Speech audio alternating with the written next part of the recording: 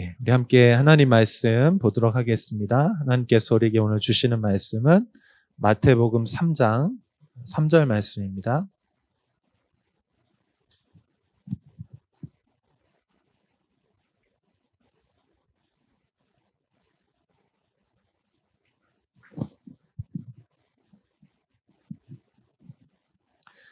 마태복음 3장 3절 말씀 같이 한 목소리로 읽도록 하겠습니다. 그는 선지자 이사야를 통하여 말씀하신 자라. 일렀으되 광야에 외치는 자의 소리가 있어 이르되 너희는 주의 길을 준비하라. 그가 오실 길을 곧게 하라 하였느니라. 아멘. 할렐루야. 반갑습니다. 우리 옆에 계신 분들하고 같이 인사 나누고 시작하겠습니다. 사랑하고 축복합니다. 하나님의 새 일을 기대합시다. 아멘. 반갑습니다. 성교사님 환영합니다.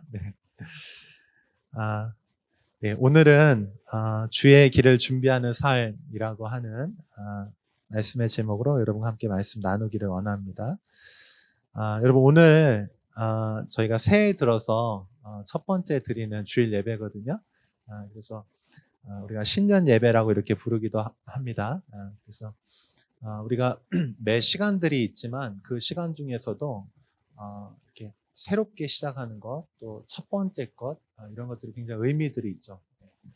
그래서 오늘 우리가 함께 드리는 이 예배가 하나님께서 정말 기뻐 받으실 만한 그런 예배가 될 수 있기를 축복합니다. 우리가 새해를 이제 시작하면서 이제 지난해를 한번 이렇게 좀 돌아봤으면 좋겠어요. 우리가 지난해를 생각해 보면 코로나가 이제 지난해에 이제 초에 이제 시작이 되면서 우리가 생각하고 꿈꾸고 또 계획했던 것들하고 너무나 달라졌죠. 아마 평생 살면서 이런 시간은 정말 다들 처음이시죠, 그죠? 저도 처음에 코로나가 이제 이렇게 번져나가기 시작할 때 몇 달 이렇게 하다가 이렇게 좀 잡히겠지, 또는 어떤 지역, 국지적인 지역 안에서만 이렇게 하다가 어느 정도 이렇게 잡힐 거라고 생각했습니다. 그런데 2달, 3달 이제 넘어가고 5개월, 6개월 이렇게 장기화되면서 이게 그냥 잠깐 잠깐 시간, 또 어느 지역에서만, 특정한 지역에서만 되는 것이 아니고 이게 굉장히 장기화되고 전 세계적으로 이렇게 되는 것들 보면서 제 예상을 완전히 이제 처음 생각했던 그 생각을 이제 벗어나게 됐어요. 그러면서 계획했던 일들이 잘 되지 않았죠. 아마 여러분도 개인적으로 그런 시간들을 가지셨을 겁니다. 그러면서 이제 방향들에 대해서 우리가 어떻게 해야 되는지, 또 어떤 방향으로 나아가야 되는지 참 고민이 많았던 해인 것 같습니다. 그러나 여러분, 우리가 분명한 것은 한번 따라해 보시겠어요? 우리는 모두 하나님의 시간 속에 살고 있습니다. 아멘입니까? 여러분, 우리가 하나님의 시간 안에 살고 있다는 사실을 명심하시기를 축복합니다. 우리는 하나님의 시간 안에 살고 있다. 그래서 우리가 때로는 혼란스러운 시간을 보낼 때에도, 또 우리가 생각하고 계획한 것들을 하나님께서 그렇게 이루어 주실 때도 있죠. 그때에도 또는 그렇지 않은 때에도 우리가 하나님의 시간 안에 있다는 것 알고 있으면 좋겠습니다. 특별히 과거에 혼란스럽고 그런 실패했던 경험들로부터 툭툭 털어버리고 이제 우리가 새해가 시작이 됐잖아요. 여러분 새해 복 많이 받으시길 바랍니다. 새해가 시작이 됐는데 새해는 하나님의 시간 안에 들어가서 그분의 계획하심 가운데 그분의 방향을 알고 우리 주님이 우리의 친히 목자가 되어주시고 우리의 왕이 되어주셔서 그 시간들 안에 우리가 그렇게 살아갔으면 좋겠습니다. 우리가 시간을 생각할 때 시간? 그냥 너무 흔하게 당연하게 우리가 보통 생각하는데 제가 물리학자들이 이렇게 어떤 컨퍼런스 하는 그런 유튜브 영상을 좀 본 적이 있는데요. 그 물리학자들이 이제 이 세상에 그 돌아가는 그런 자연 현상들에 대해서 연구하잖아요. 근데 그 중에서도 가장 어렵고 심오하고 가장 신비롭게 생각하는 게 있는데 그게 시간이라고 하는 영역이라고 하더라고요. 뭐 이렇게 얘기를 하는데 제가 다 못 알아들었어요. 너무 복잡하고 막 심오해가지고. 그런데 가만히 생각해 보면 정말 시간은 그냥 언뜻 생각하면은 그냥 우리가 보통 생각하기에는 그냥 이렇게 시간은 그냥 이렇게 누구에게나 이렇게 계속해서 일정하게 흐르는 그런 시간을 우리가 생각하게 되죠. 근데 시간에다가 의미를 부여하기 시작하면 그 시간이 굉장한 어떤 특별한 순간들로 이렇게 다르게 다가오는 거죠. 여러분, 우리에게 하루에 24시간, 365일의 시간이 있는데 여러분에게도 그럴 거예요. 어떤 시간들은 그냥 너무나 평범한 일상의 시간들이 있고 또 어떤 때는 너무나 고통스러운 시간들이 있어요. 또 어떤 때는 너무나 행복한 시간들이 있죠. 여러분, 그 행복한 시간이 빨리 가잖아요. 시간이 빨리 가요. 근데 고통스러운 시간들은 너무 느리게 가는 거죠. 그게 이제 우리가 그렇게 의미들이 부여가 되고 그렇게 이제 느끼고 이렇게 생각을 하는 것입니다. 자, 그런데 이 시간들이 우리가 이렇게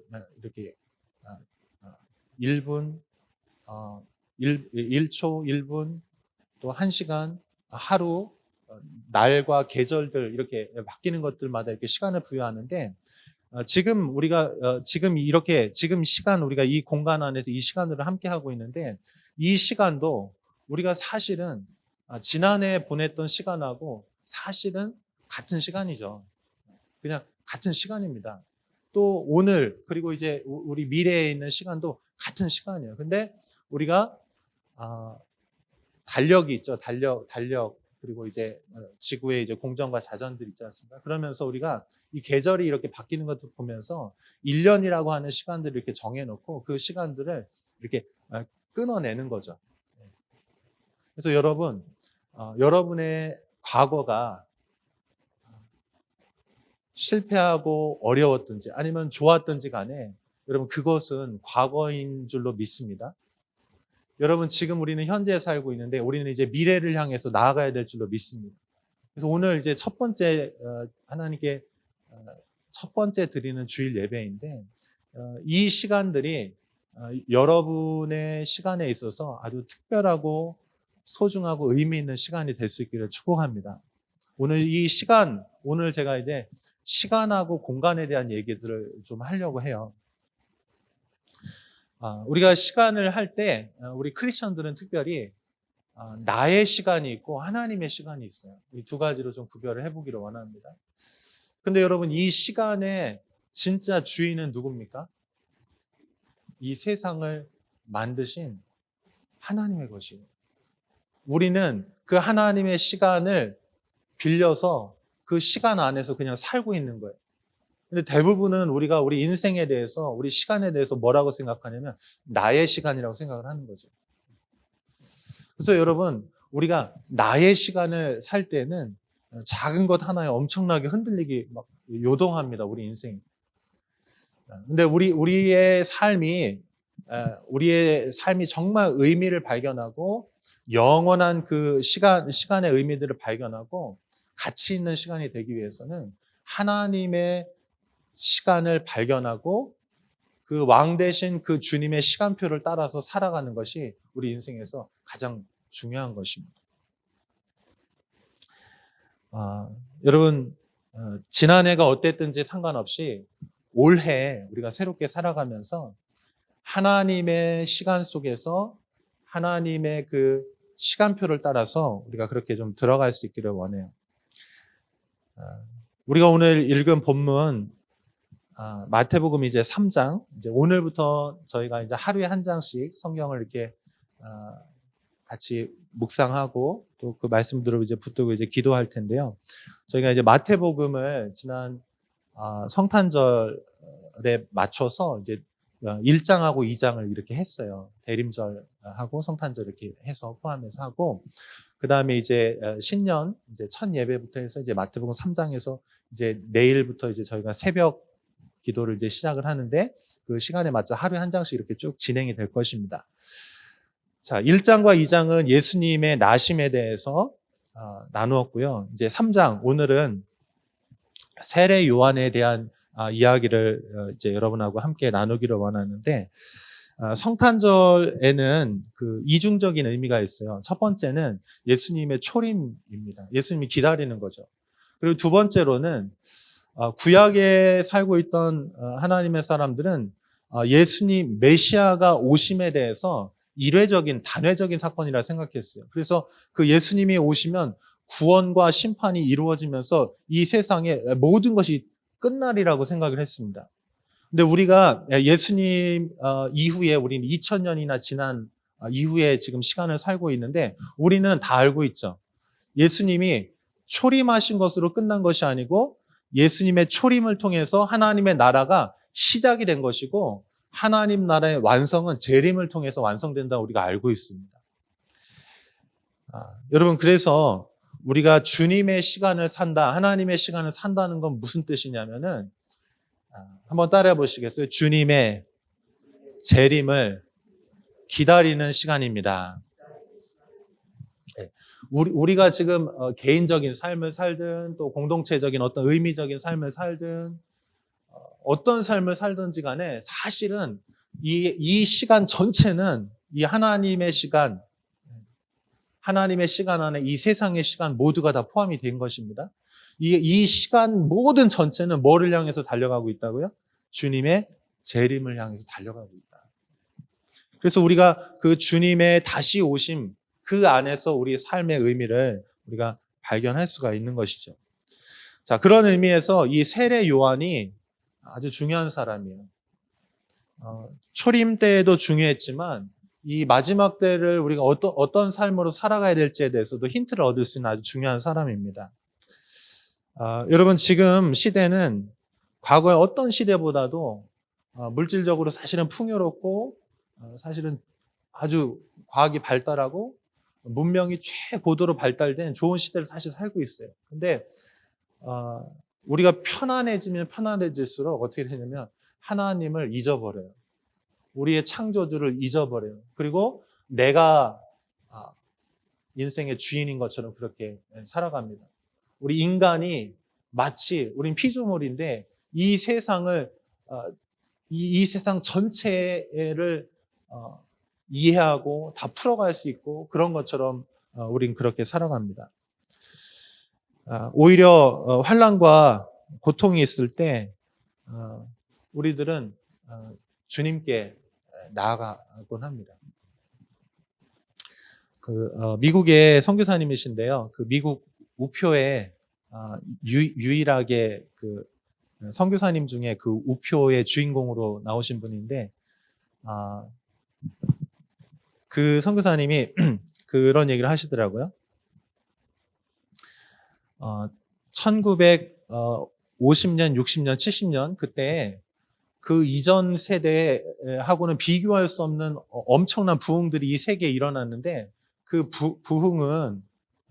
부흥의 요인이 뭐냐면은 인간의 과학기술이라는 거예요. 근데 그 과학기술이 어떤 의미냐면 인간이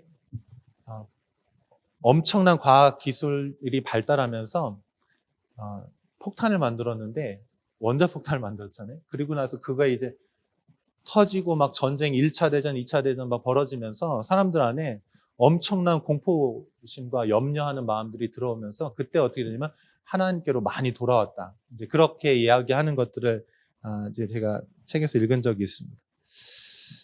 여러분, 우리가 이 하나님의 시간들을 살아갈 때 우리 크리스천들은 어떻게 살아가야 할까요? 성도라고 말하지만 게으른 성도들이 있습니다. 게으른 성도는 시간의 주인이 마치 자신이라고 생각해요. 자신의 목적을 위해서, 자신의 행복을 위해서 그냥 유일하게 그것을 위해서 살아갑니다. 그래서 굉장히 게을러요. 그래서 그런 사람들은 그걸 원합니다. 주님이 언제 오시는 때 사실은 궁금해요. 왜냐하면 마음껏 즐기다가 주님이 오실 때 회개하려고요. 제가 실제 그런 사람을 본 적이 있어요. 또 어떤 사람들은 그 반대의 사람도 있습니다.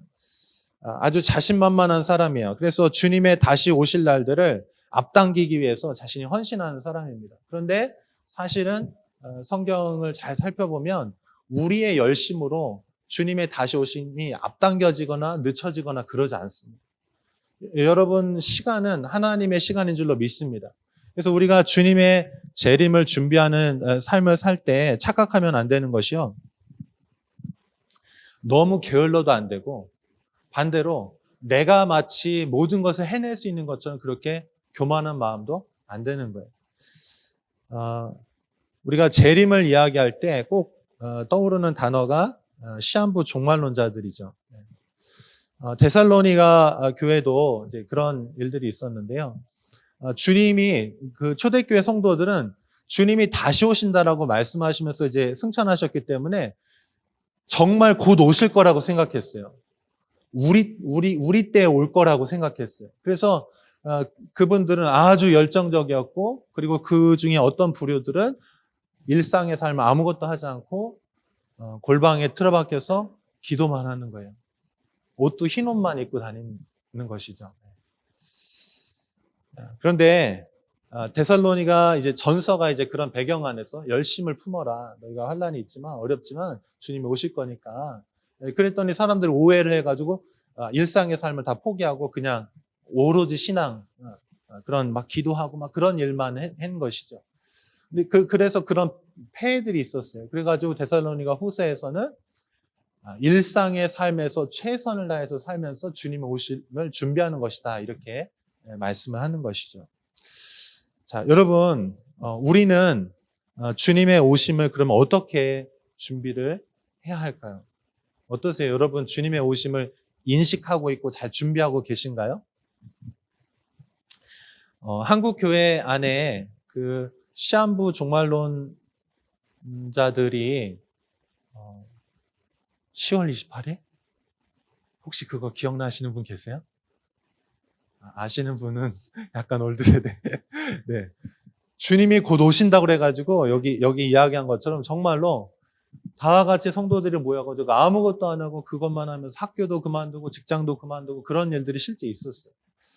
그래서 대대적으로 뉴스에서도 막 보도가 되고 그러면서 한국에서는 이 종말에 대해서 이야기하는 것, 주님의 다시 오심에 대해서 이야기하는 것들이 성경의 명백한 진리이고 아주 중요한 기둥과 같은 진리임에도 불구하고 그런 이야기들을 잘 못하기도 하고 잘 안 하기도 해요. 근데 여러분, 분명한 것은 이 시간의 주인은 하나님이시고 이 시간 전체는 주님의 오시는 것을 중심으로 해서 맞춰져서 그렇게 진행되고 있는 줄로 믿습니다. 여러분, 새해가 이제 밝았는데 여러분 안에 하나님의 시간에 대한 명백한 깨어있음과 함께 그 시간들을 고대하고 사모하는 여러분들이 되었으면 좋겠어요. 자, 그러면 우리는 이 시간들을 구체적으로 어떻게 준비를 해야 할까요? 오늘 우리가 읽은 말씀이 바로 그 말씀입니다. 구약의 많은 성도들이 주님의 오심에 관심이 있었어요. 너무나 삶이 고통스러웠거든요. 이 삶으로부터 구출되기를 원했어요. 그래서 메시아를 그토록 기다렸습니다. 그런데 예수님이 오셨을 때 많은 사람들이 그토록 원했는데 그분이 오셨지만 알아보지 못했어요. 열심을 내는 사람일수록 못 알아봤어요. 참 아이러니하죠. 그때 주님을 정말 맞이하고 환영하고 주님의 그 구원을 받아들였던 사람들은 잘 모르는 사람들이었어요. 오히려 가난한 사람들, 애통하는 사람들, 하나님을 향해 갈망이 있는, 정말 그 마음 안에 진짜 갈망이 있는 사람들이 주님을 받아들였습니다. 그러한 사람 중에 가장 아주 중요한 역할을 한 사람이 누구냐면 세례 요한이에요. 그래서 오늘 이 재림에 대해서 주님의 다시 오심을 준비하는 이 시간표 안에서 세례 요한을 좀 살펴보기를 원합니다. 세례 요한은 우리가 읽은 3절 말씀은 이사야의 예언인데 이 이사야의 예언을 성취한 사람이에요. 그 사람이 어떻게 했습니까? 1절하고 2절 제가 한번 읽어드려 볼게요. 그때 세례 요한이 이르러 유다 광야에서 전파하여 말하되 회개하라 천국이 가까이 왔느니라 하였으니. 세례 요한은 광야의 사람이었어요. 여기 이제 같은 본문이 누가복음 1장 80절에도 이 부분들이 이렇게 표현이 되어 있는데 우리 1장 80절에서 한번 같이 읽어보겠습니다. 같이 읽어요. 시작. 아이가 자라며 심령이 강하여지며 이스라엘에게 나타나는 날까지 빈들에 있으니라. 광야를 또 다른 말로 누가복음에서는 이걸 어떻게 표현했냐면 빈들이라는 거예요. 그러니까 아무것도 없는 비어있는 그런 들판이라는 거예요. 들판, 빈들. 세례 요한, 이 사람은 어렸을 때 광야로 나아갑니다. 그리고 평생을 거기서 살고 하나님의 시간이 하나님의 때가 되었다라고 하나님께 사인을 주셨을 때 이제 이 사람이 나와서 주님의 오실 길들을 예비하고 사람들의 마음을 준비시키기 위해서 이 사람들이 이제 대중 앞에 이제 나타나게 됐어요. 근데 그 시간까지는 주로 대부분의 시간을 어디에서 보내냐면 빈들에서 시간을 보냈다는 것입니다. 여러분, 빈들은 어떤 곳이에요? 사람들이 없는 곳이에요. 뭔가 이렇게 막 즐기고 엔터테인먼트 하고 이런 공간이 아니고 거기는 조용한 곳이고요. 아무것도 없는 공간이고 거기는 빈들이니까 뭔가 하늘을 바라보게 돼 있어. 하늘을.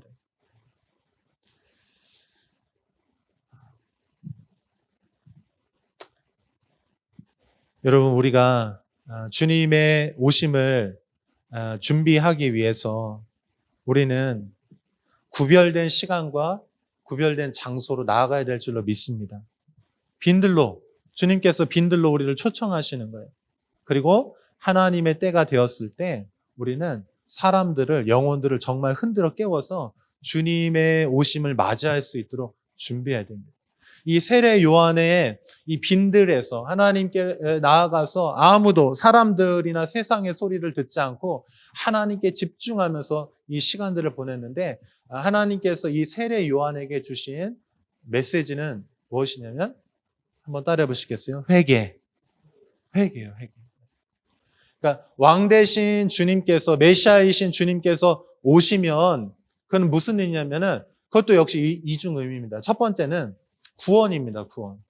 주님이 오시면 구원이 일어나는 거예요. 그래서 사람들이 그토록 메시아를 원했어요. 근데 이 구원의 의미만 있는 것이 아니고요. 하나님의 선택받은 백성들은 구원받지만 하나님을 거역하고 하나님을 배반하고 하나님께 관심 없고 자기가 주인 되어서 여전히 자기를 주장하는 사람들에게는 예수님이 메시아가 오신다는 건 뭐냐면 곧 심판을 의미하는 거예요. 그러니까 여러분, 우리가 주님의 초림 때에 주님께서 십자가를 지시고 종의 모습으로 오셔서 어린 양으로서 자신이 희생하심으로 구원의 모습으로 더 많은 부분 그렇게 비춰졌습니다. 근데 여러분, 이제 주님이 재림으로 오실 때에는 주님 안에 있는 이 어린 양과 사자의 모습으로 오시는 우리 주님 안에 여러분 심판의 주님으로 오시게 될 줄로 믿습니다. 준비시키는 거예요.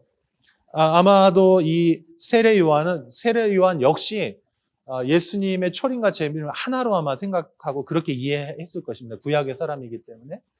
근데 이 구약의 마지막을 끝내는 예언자이고 선지자이고 하나님의 사람이면서 이제 세례 요한까지 끝이고요. 이제 진짜 예수님 오신 거예요. 그런데 이 세례 요한의 메시지가 회개예요. 회개. 왜냐하면 세례 요한에게 있어서 주님의 오심은 구원과 심판이 동시에 이루어지는 것인데 사람들의 마음을 보니까 사람들의 생각과 사람들의 관심을 세례 요한이 보니까 이거는 구원이 아니고 엄청난 불심판이 임하게 생긴 거예요. 주님을 맞이할 준비가 안 된 거예요. 그래서 이 세례 요한은 그토록 절박하게 엄청나게 여기 보면 성경에 이런 이야기가 독사의 들아 이렇게 제가 안 해도 아시죠? 제가 욕 안 하려고 그러면서 이제 나무 뿌리에 도끼가 이제 되어져서 이제 내려쳐서 이게 내려치면 끊어져서 죽는다. 주님이 오셔가지고 이 가라지들 다 해가지고 불태워버리신다. 이렇게 얘기하신 거예요. 자기는 물로 세례를 줄 뿐이지만 주님이 오시면 불과 성령으로 세례를 주시는 분이니까 완전히 그냥 세례를 받는다는 무슨 의미입니까? 완전히 그냥 새롭게 된다는 것이잖아요. 그러니까 이전과 같을 수 없고 주님이 오시면 완전히 새로운 것들이 이제 벌어지게 되는데 근데 심판과 함께 같이 온다는 것이에요. 그게. 우리 마태복음 3장 7절 말씀 같이 한번 읽어볼게요. 시작. 요한이 많은 바리새인들과 사두개인들이 세례 베푸는 대로 오는 것을 보고 이르되 독사의 자식들아 누가 너희를 가르쳐 임박한 진노를 피하라 하더냐. 여기 보면 임박한 진노라고 이렇게 나와 있죠. 근데 여기 진노라는 건 굉장히 무서운 단어입니다. 남겨두지 않고 다 끝장내는 거예요. 자, 그런데 준비가 됐으면 여러분 그렇잖아요. 시험 공부 많이 해가지고 진짜 잘 준비된 사람은 시험 막 두근두근 거리잖아요. 시험 보고 싶어가지고. 네. 그런 경험이 없어가지고 잘. 근데 준비가 안 되는 사람들은 이게 시험이 막 불안한 거죠. 자, 그런데 요한이 볼 때 세상이 준비가 안 된 거예요. 주님이 오시면 큰일 나게 생긴 것입니다. 우리 마태복음 3장 8절부터 우리 12절도 한번 좀 같이 한번 볼게요. 같이 읽어봐요. 시작. 그러므로 회개에 합당한 열매를 맺고 속으로 아브라함이 우리 조상이라고 생각하지 말라. 내가 너희에게 이르노니 하나님이 능히 이 돌들로도 아브라함의 자손이 되게 하시리라. 이미 도끼가 나무 뿌리에 놓였으니 좋은 열매를 맺지 아니하는 나무마다 찍혀 불에 던져지리라. 나는 너희로 회개하기 위하여 물로 세례를 베풀거니와 내 뒤에 오시는 이는 나보다 능력이 많으시니 나는 그의 신을 들기도 감당하지 못하겠노라. 그는 성령과 불로 너희에게 세례를 베푸실 것이요 손에 키를 들고 자기의 타작마당을 정하게 하사 알곡은 모아 곡간에 들이고 쭉정이는 꺼지지 않는 불에 태우시리라. 아멘. 그러니까 이 말씀이 무서운 말씀이죠. 경고의 말씀이죠. 여러분 우리가 우리의 생각이나 우리의 느낌이 아니고 주님은 뭘로 우리를 판단하시냐면 열매로 판단하신다는 거예요. 회개에 합당한 열매를 맺어야 된다. 그러니까 너희가 나는 이런 삶을 살고 있지, 나는 주님을 이렇게 사랑하고 있지라고 말하는 것으로 통하지 않고 주님의 기준에 합당한 열매를 가지고 주님이 그거를 우리의 삶을 그렇게 판결 내리신다는 거예요. 주님이 오시면. 이게 초림 때도 마찬가지, 주님의 재림 때도 마찬가지죠. 그런데 대부분의 사람들의 착각이 뭐냐면은 내가 느끼는 거, 내가 생각하는 게 곧 나라고 생각하는 거예요. 근데 그게 아니고 우리의 중심이 정말 바뀌어서 그게 삶으로 연결될 뿐만 아니고 그게 정말 우리의 삶에 어떤 패턴 내지는 습관 또는 그게 루틴까지 돼가지고요. 그게 이렇게 쭉 진짜 그 사람은 그런 사람이야. 이렇게 돼야 되거든요. 근데 우리가 신앙생활하면 너무 착각하는 거예요. 우리 아까 말씀드렸던 것처럼 너무나 게을러진다든지 아니면 너무나 교만하든지. 근데 지금 코로나는 어떻게 보면 우리의 숨겨졌던 우리의 마음과 우리의 생각과 우리의 태도들을 굉장히 많이 드러낼 수 있는 아주 좋은 어떤 우리를 흔드는 그런 도구였던 것 같습니다. 여러분 코로나를 그냥 되게 힘든 시간이었다 아니면 또 어떤 예상하지 못했던 일들이야 하면서 그렇게 그냥 지나쳐 버리면 안 되고요. 코로나를 계기로 해서 우리가 여러분 진짜 하나님의 시간, 하나님의 신앙 안으로 들어가야 될 줄로 믿습니다. 여기에서 의미를 발견하지 못하고 우리가 이전하고 똑같은 삶을 여전히 계속해서 살면 안 되는 거예요. 여기 세례 요한은 구별됐잖아요. 구별된 시간, 구별된 장소로 나가서 구별된 하나님께로부터 그 음성을 듣고 그렇게 살아갔을 때 잠들어 있는 많은 사람들을 깨울 수 있는 것이죠.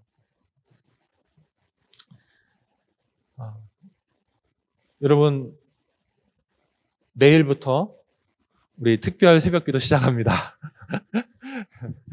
딱 적용까지 다 만들어놨어요. 우리가 내일부터 이제 기도하려고 하는데, 제가 이제 1월 이제 송구영신 예배 드리면서 여러분에게 그렇게 요청을 했죠. 이제 새벽 기도가 이제 작년에까지 하지 않았습니다. 근데 이제 새롭게 이제 시작이 될 것이고, 그리고 이제 금식에 대해서 제가 좀 요청을 드렸었잖아요. 저 어때요? 조금 괜찮은가요? 네, 할렐루야. 다음 주는 더 좋아질 줄로 믿습니다. 여러분도 예뻐질 수 있어요. 365일 중에 저희가 2번 하려고 하는데 1월 달하고 9월 달하고 한 2번 정도 이렇게 하려고 이제 전반기 또 하반기 이제 시작하면서 여러분 하나님께 조금 어떤 집중된 시간, 집중된 장소, 집중된 마음, 구별된 어떤 것들을 우리가 계속 하면 좋겠지만 계속하면요 또 습관화되고요 나태해져요. 신기하게도. 여러분 좀 올 한 해를 열어가면서 하나님의 구별된 시간 안에서 여러분 그렇게 한번 도전해 보시기를 축복합니다. 강제는 아닙니다. 그러나 은근한 강제예요. 여러분이 정말 하나님의 시간을 인식하고 정말 새롭게 한번 내 삶을 정말 나 자신을 위해 사는 삶이 아니고 하나님과 동행하고 하나님의 목적과 정말 주님의 다시 오심을 그런 준비하는 이 시간들 전체가 그렇게 흘러가고 있는데 하나님에 대한 갈망과 인식들을 가지고 여러분의 작은 도전을 한번 좀 드리고 싶어요. 그래서 한번 도전해 보십시오. 축복합니다. 그래서 이제 내일부터 저희가 이제 7시에 저희가 막 새벽하면 저는 한 5시에 항상 했었는데 이제 2시간이나 미뤄가지고 이제 7시에 하는데 7시도 사실 안 하다가 하려면 어려울 수 있죠. 하지만 여러분이 한번 좀 그렇게 도전해 보시고 이렇게 5일이잖아요. 5일. 월요일부터 금요일까지. 그리고 또 저녁에 수요일하고 금요일 이렇게 해서 7번 저희가 특별히 기도라고 하는 주제를 가지고 기도 메시지를 이렇게 좀 나누려고 합니다. 여러분 세례 요한이 빈들로 나아갔죠. 광야로 나갔죠. 왜냐하면 주님을 대면하기 위해서, 주님의 음성을 듣기 위해서, 주님의 그 목적을 이루어드리고 싶었어요. 여러분 우리가 안락한 침대에서 따뜻한 곳에서 주님의 뜻을 사실은 분별하기도 어렵고 그 뜻을 이루어드리는 게 사실은 어려워요. 저도 제가 추위 엄청 타거든요. 진짜 많이 탑니다. 그래서 저는 추운 데 가는 게 제일 힘들어요.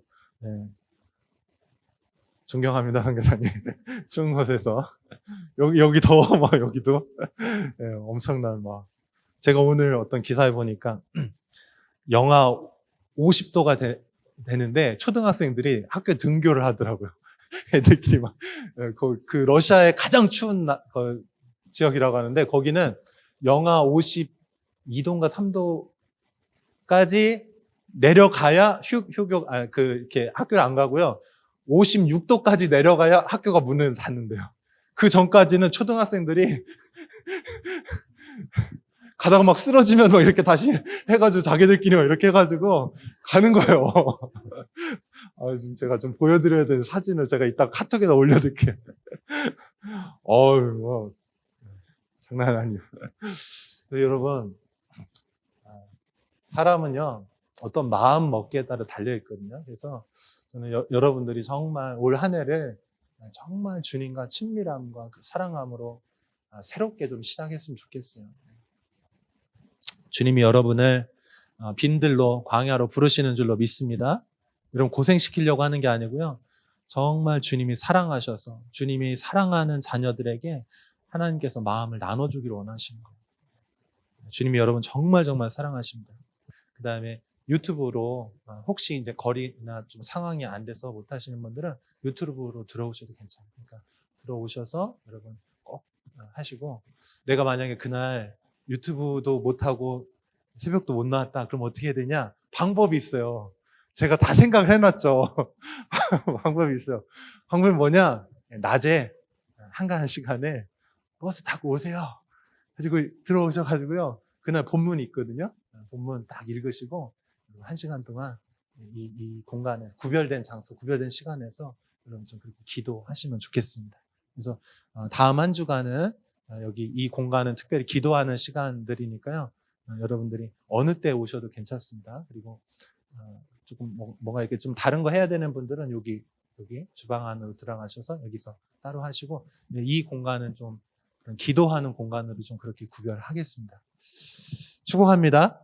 우리 좀 옆에 계신 분들하고 그렇게 이야기하십시다. 빈들로 나갑시다. 광야에서 만납시다. 못 만날지도 몰라요. 광야니까 각각 나가셔가지고 그렇게 하셨으면 좋겠습니다.